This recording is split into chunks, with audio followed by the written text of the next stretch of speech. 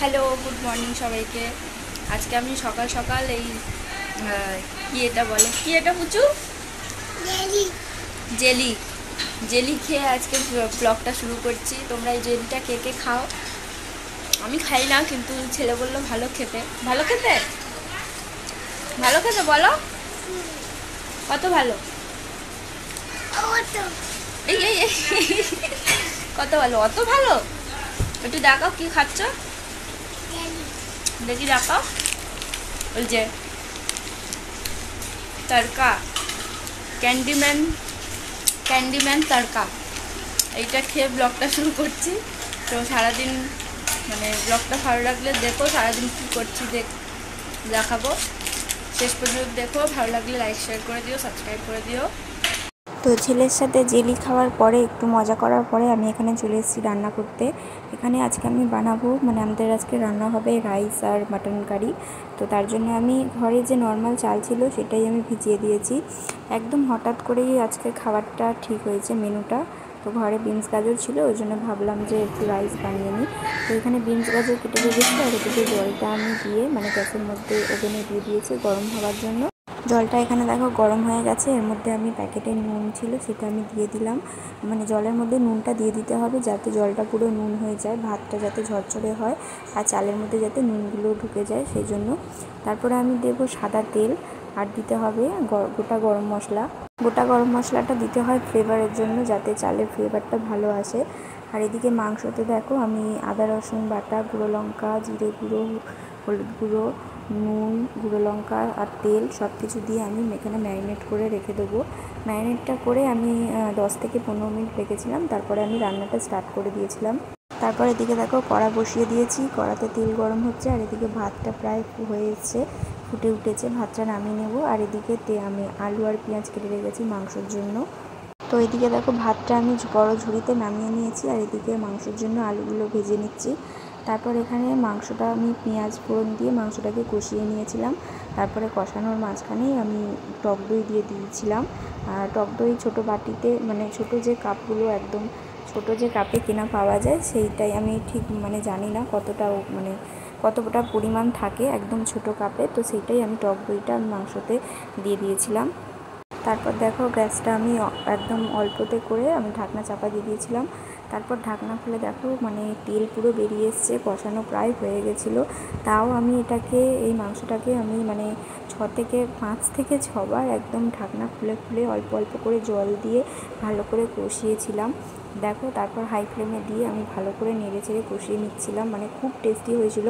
তুমি যে কোনো মাংস যত কষাবে, মানে যে কোনো রান্না যত কষাবে ততই টেস্ট হয়। তো তার জন্য কষিয়ে কষিয়ে ভালো করে বানিয়েছিলাম মাংসটাকে। তারপর দেখো নেড়ে চেড়ে আমি এখানে ঢাকা চাপা দিয়ে দিয়েছিলাম। তো এখানে দেখো আমার রান্না করতে করতে খিদে পেয়ে গেছিলো, কারণ সকাল থেকে আজকে কিছু খাইনি, সেরকম ভালো লাগছিলো না খেতে। তো তার জন্য ছেলের ক্র্যাক্স ছিল, সেটা খাচ্ছিলাম। ক্র্যাক্সের প্যাকেট। রান্না করতে করতে খিদে পেয়ে গেছিলো, আর মানে সারাদিন সকাল থেকে কিছু খাওয়া হয়নি, ওই জন্য এটা খেয়ে নিচ্ছি আমি। তো খাওয়া দাওয়া করে তারপর দেখো আবার এখানে আমি রান্না করতে চলে এসেছিলাম। রাইসটা বানাচ্ছিলাম। প্রথমে বিনস গাজরটা ভেজে তারপর রাইস দিয়ে দিয়েছিলাম। তারপরে নুন, চিনি, পরিমাণ মতো ব্ল্যাক পেপার সব কিছু দিয়ে, আমি এই রাইসে কাজু কিশমিশ দিইনি, কারণ হঠাৎ করে যেহেতু ছিল কাজু কিশমিশ মানে বাড়িতে ছিল না। তো তার জন্য একদম নর্মালভাবেই বানিয়েছিলাম। নর্মালভাবেও কিন্তু ভালো লাগে খেতে, এই না যে সব কিছু মানে সরঞ্জাম করে দিলেই ভালো লাগবে খেতে। নর্মালভাবে বানিয়েছিলাম, এটাই খুব সুন্দর লেগেছিলো খেতে। আমি এখানে এক হাতে ক্যামেরাটা ধরতে পারছিলাম না বলে তারপর ডাকলাম বরকে, তো বর এসে ফোনটা ধরেছিল। তারপর আমি খাবারটা বানাচ্ছিলাম, আর একদিকে প্রেসার কুকারে আমি তরকারিটা বসিয়ে দিয়েছিলাম সিটি পড়ার জন্য। তো মাংসটা ওদিকে হচ্ছিলো, আর আমি একদিকে রাইসটা বানাচ্ছিলাম। তো রাইস এখানে বানানো হয়ে গেছিলো, আমি 2 বার বানিয়েছিলাম, এটা ছিল ফার্স্ট রাউন্ডের। তো আমি বানানো হয়ে গেছিলো, এবার এটা আমি বড় জায়গায় ঢেলে নিচ্ছিলাম রাইসটাকে।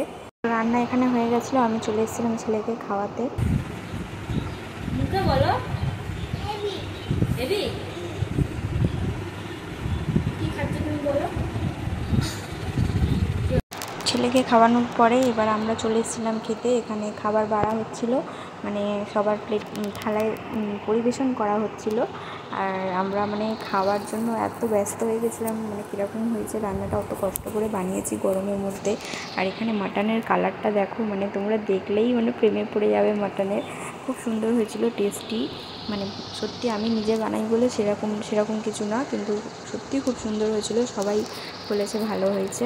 এদিকে আমার বরকে দেখো এখানে খাওয়া স্টার্ট করে দিয়েছে, কিন্তু তার আগে মাংসগুলো কুচো কুচো করে দেখাচ্ছে যে মাংসটা কত সুন্দর মানে নরম হয়েছিল, মানে রান্না করতে শিখে গেছি ওই সবই ও বলছিল, উল্টোপাল্টা বকে যাচ্ছিল।